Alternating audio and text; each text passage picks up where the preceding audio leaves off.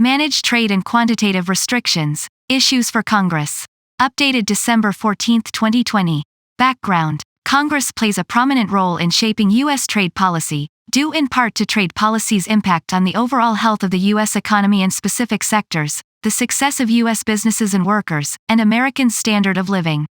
The Trump administration and some members of Congress contend that past trade negotiations and agreements have failed to address effectively foreign protectionist practices and enhance reciprocal market access for U.S. firms and workers.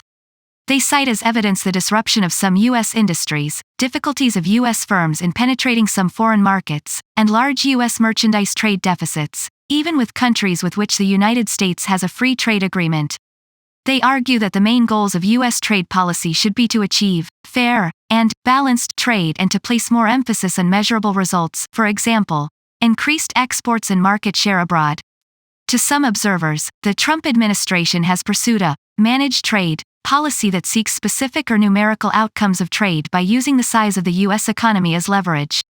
The concept drew attention in the 1980s and early 1990s in reaction to proposals and actions by Congress and the Reagan and Clinton administrations to address the large U.S. trade deficit with Japan and the market entry restrictions faced by U.S. firms there.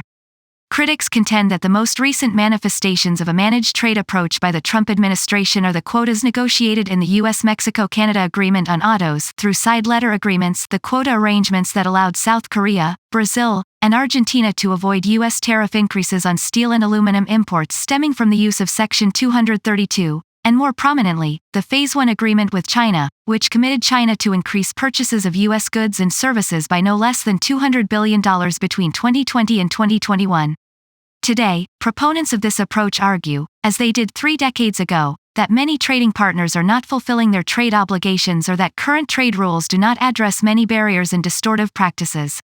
Therefore, the most effective way to promote U.S. economic interests, they argue, is to pressure countries to agree to specific trade results. As the Trump administration implements recent trade agreements and arrangements, the implications of this approach may be of interest to Congress.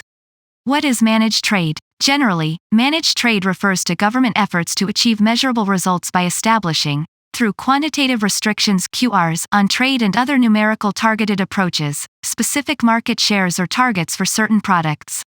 These are met through mutual agreement or under threat of trade action, for example, increased tariffs. There are various types and degrees of government involvement in trade which might be termed managed trade, and governments often use different types of QRs to achieve their trade policy objectives. Table 1.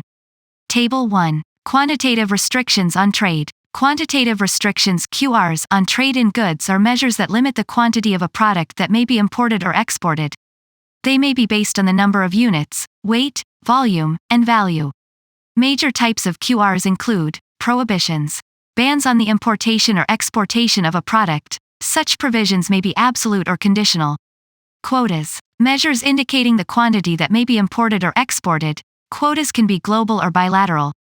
Licensing requirements, procedures that require an application or document other than that required for customs purposes as a prior condition for importation.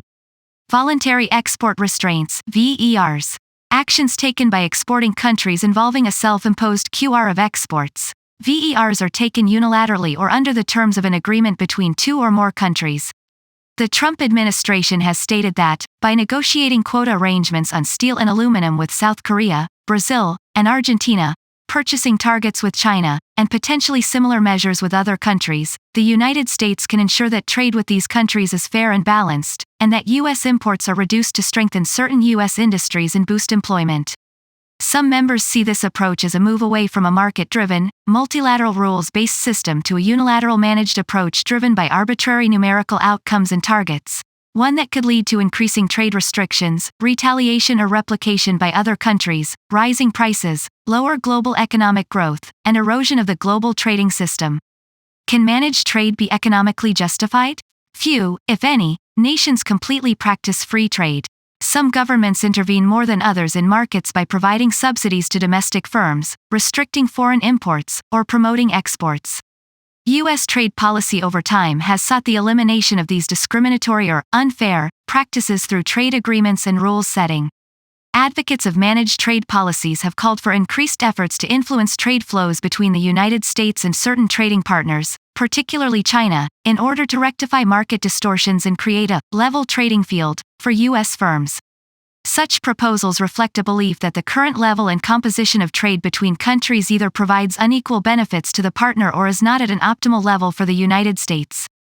Thus, QRs can help produce results which will both rectify distortions and provide net benefits to the U.S. economy. In addition, there is a perception that the economic systems of some U.S. trading partners are fundamentally different from that of the United States.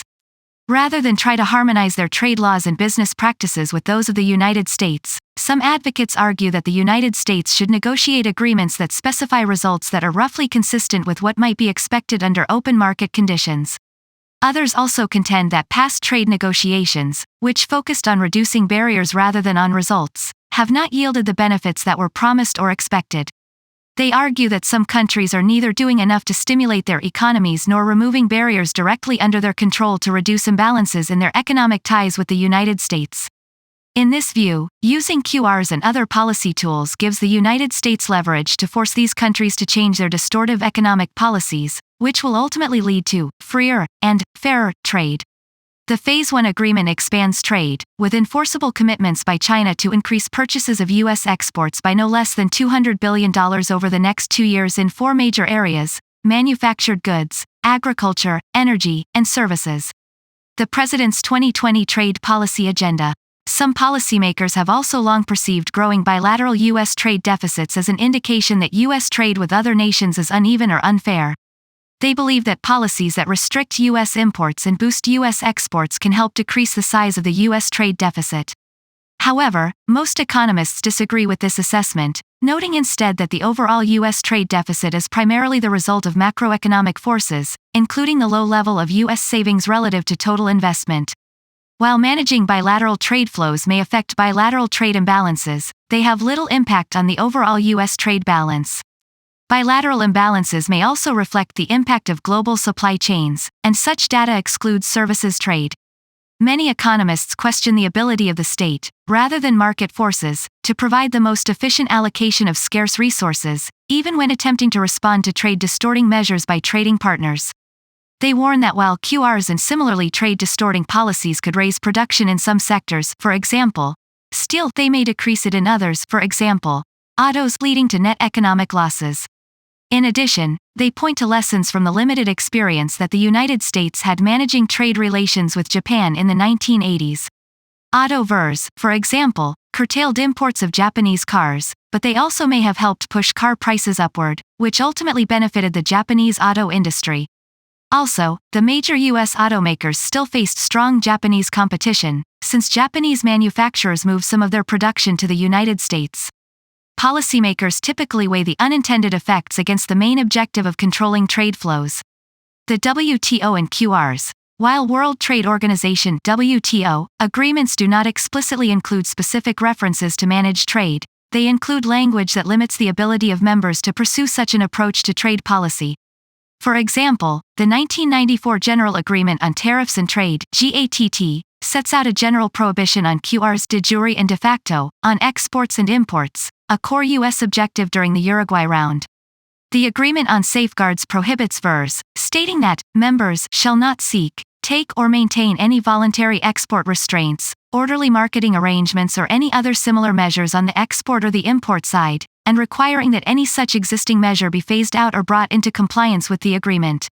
Also, the Agreement on Agriculture and the Agreement on Textiles and Clothing (ATC) contain specific rules regarding the elimination of QRs. With agriculture, QRs had to be converted into tariff equivalents or tariff rate quotas, which in the strict sense of the term are neither quotas nor QRs. In terms of textiles, ATC provided a 10-year integration process, terminating all QRs by 2004. While QRs are, as a rule, prohibited, there are exceptions to this prohibition and rules on their administration. For instance, if and when in place, QRs are to be administered in a non-discriminatory manner, and the distribution of trade still allowed is to be as close as possible to what trade would have been in their absence. In addition, the rules for import licensing procedures are to be neutral in application and administered in a fair and equitable manner.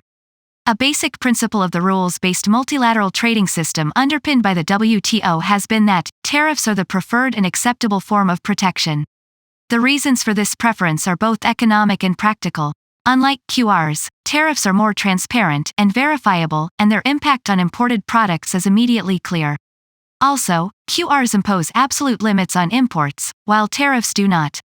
It is also considered easier to negotiate the gradual reduction of tariffs than it is to negotiate the elimination of QRs. Finally, while the price increase resulting from tariffs goes to the government as revenue, the price increase resulting from QRs generally benefits foreign producers.